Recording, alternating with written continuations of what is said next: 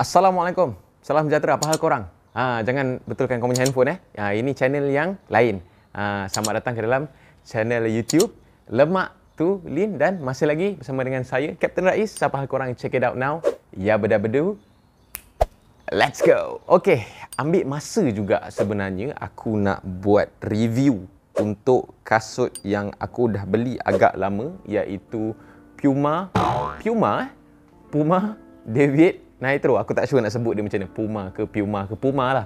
Sebenarnya aku dah rekod video untuk review Puma David Nitro ni dah lama dah, tapi ambil masa sikit untuk aku nak upload sebab sebenarnya lepas beberapa kilometer, lepas 2 kali larian lebih kurang 16 kilometer aku guna Puma David Nitro ni, sebenarnya aku berniat nak jual Puma David Nitro ni disebabkan ada satu masalah yang berlaku. Aku rasa korang yang geng-geng Malaysia runner yang follow aku punya IG, follow aku punya page, semua perasan memang aku nak jual balik kasut Puma David Nitro ni, tapi tak jadi. Sebab apa?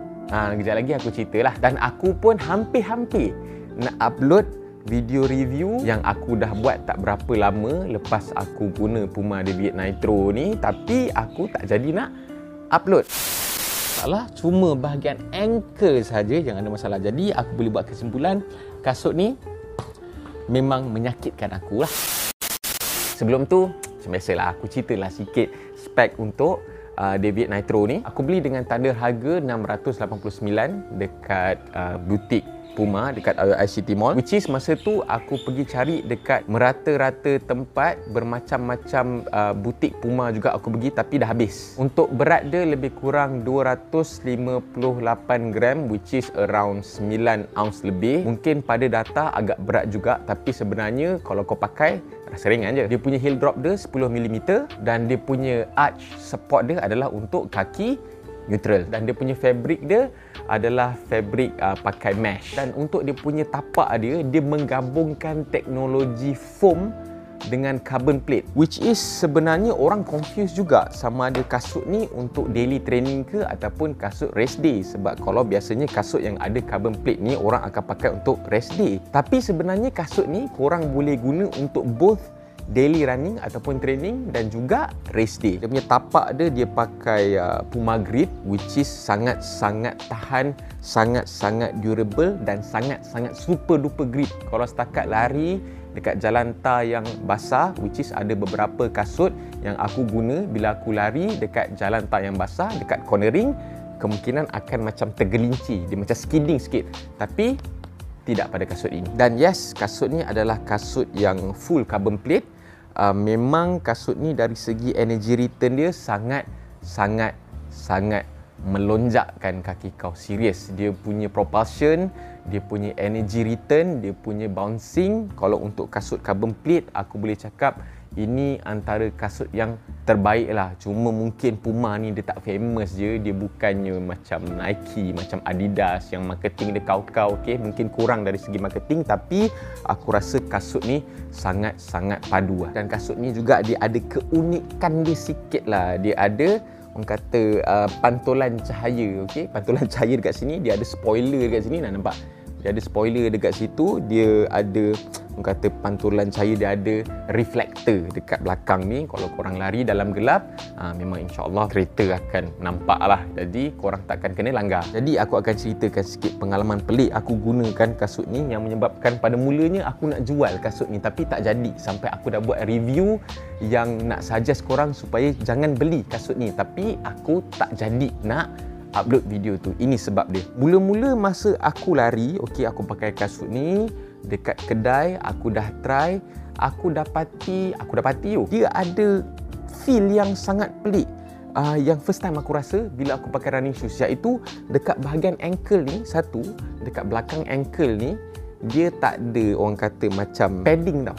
Dia tak ada padding, okey, dan juga padding dia dekat tepi.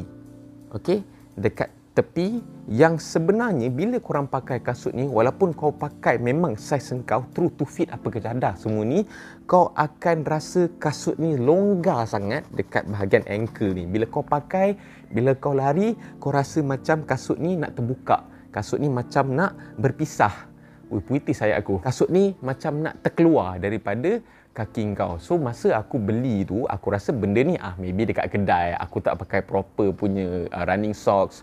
So dia rasa macam tu lah. Jadi aku pun hati kering aku beli je. Sebab dia punya feel dia sedap. Serius, feel dia punya keselesaan dia, walaupun dia pakai mesh tapi sangat-sangat comfortable lah. Jadi bila aku balik rumah, cerita dia, aku pakailah first running, aku pakai betul-betul ketat. Sebab apa? Sebab aku nak elakkan kasut tu daripada rasa longgar dekat bahagian heel ni. Aku memang pakai sangat-sangat ketat. Aku pakai betul-betul ikat habis, memang kemas punya. Dan lepas tu aku lari. Untuk first larian aku lari lebih kurang 5 ke 6 km macam tu. And then kaki kanan aku rasa sakit dekat bahagian belakang ni. Saya tunjuk ni. So aku fikir macam peliknya kan, kenapa kasut yang semahal macam ni, kasut yang padu macam ni, review dekat internet bagus, kenapa dia rasa macam ni kan? Jadi aku teruskan dengan larian kedua sejauh 10 km dan aku pakai sama juga ketat,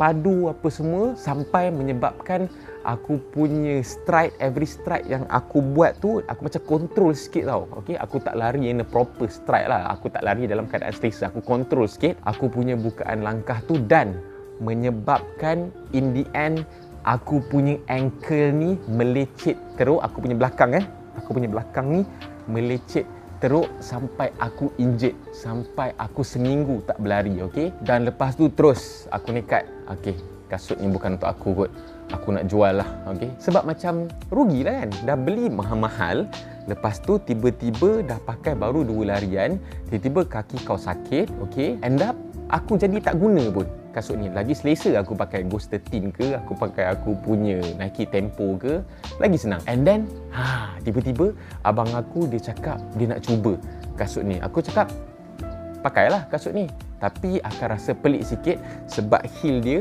longgar dan juga mungkin kaki kau akan injet, kaki kau akan melecet teruk. Dia cakap tak apa, bagi dia pakai dulu. Tiba-tiba dia pakai, lepas larian aku rasa dalam 10k juga, dia bagi tahu aku kasut ni sangat sedap. Kasut ni macam wow, sangat sedap, sangat akan melonjakkan kaki kau, memang rasa power lah. Dia punya bouncing tu memang sangat best lah. Lepas tu aku tanya dia, ada melecet tak? Dia cakap tak ada. Aku tanya dia lagi, dia punya ankle dia ada rasa nak longgar ke? Ada rasa nak terkeluar daripada kaki ke kasut ni? Dia cakap yes, rasa longgar, tapi tak adalah rasa sampai macam kasut ni nak tercabut pun. Dan dia cakap dia layankan aja yang dia punya longgar tu, dia lari je macam biasa. Dia dapat lari dengan baik lah. Jadi aku pun berbelah bagi sampai ada satu hari tu aku nak cubalah. Aku buat easy run sejauh lebih kurang 10 km juga. Alangkah terkejutnya aku bila aku rasa yes, kasut ni memang sangat padu. Apa yang aku buat? Yes, aku pakai macam biasa. Aku tak pakai ketat gila. Konon-kononnya nak elakkan kasut ni daripada tercabut daripada kaki aku. Aku pakai ikatan yang biasa, ikatan yang kemas, tapi dia tak ketat sangat macam aku pakai sebelum ni. Biasalah aku pakai macam aku pakai kasut-kasut running yang lain, dan aku lari macam biasa. Yes, akan rasa longgar dekat kau punya ankle ni. Mula-mula akan rasa tak selesa lah, rasa macam pelik lah. Tapi aku layankan aja, aku lari je macam biasa, aku buka stride aku macam biasa. Lepas kilometer kedua, kilometer ketiga, nak masuk kilometer ketiga macam tu, serius, memang aku rasa kasut ni sangat-sangat padu, sangat-sangat power, menyebabkan aku tak jadi nak jual kasut ni. Memang kasut ni akan jadi kasut untuk aku buat race day ke, untuk kasut tiba-tiba aku nak buat personal best ke, memang aku akan simpan kasut ni. Aku tak jadi nak jual lah kasut ni, cerita dia. Aku tak tahu macam mana Puma buat teknologi dia, kenapa dia longgarkan dekat bahagian ankle ni, tapi kasut ni sangat bagus. Walaupun dia longgar, tapi dari segi performance dia, setakat nak buka stride ke, nak maintain tempo ke, kau nak naikkan tempo kau ke, nak lari pakai tempo 185 ke, memang tak ada masalah. Dia akan support kaki kau, sangat grip, sangat stable. Dari segi orang cakap dia punya propulsion ke, dia punya energy return, bouncing ke, memang sangat-sangat padu. Jadi Puma, aku minta maaf sebab aku hampir-hampir nak bagi review yang tak best terhadap kasut ni. Dan untuk korang, aku sangat-sangat suggest korang beli kasut ni, kasut yang boleh buat race day dan juga kasut yang boleh buat daily training. So, jangan lupa untuk share video ni dan bagi korang punya komen dekat bawah. Ceritalah. Okey, mungkin korang ada pengalaman, mungkin korang takut nak beli ke, boleh tanya apa-apa mengenai kasut ni. Aku lagi ceritakan pengalaman lah, dan review aku ni mungkin tak on point sangat, tapi inilah yang aku rasa pengalaman aku sendirilah. Dan macam biasa guys, jangan lupa untuk tekan butang like, jangan lupa untuk tekan butang subscribe, dan jangan lupa untuk tekan butang loceng untuk notification video-video daripada channel Lemak Tulen selepas ini. InsyaAllah aku harap korang happy dengan aku punya review jujur. Okey, bolehlah beli kasut ni. Sehingga kita berjumpa lagi dalam next video. Jangan lupa awalkan solat, jaga ibadah kita, dan buanglah hati kita yang busuk dulu. Okey, insyaAllah berjumpa lagi dalam next video. Assalamualaikum. Bye bye. Okey, happy running. Okey, enjoy your run. Bye bye.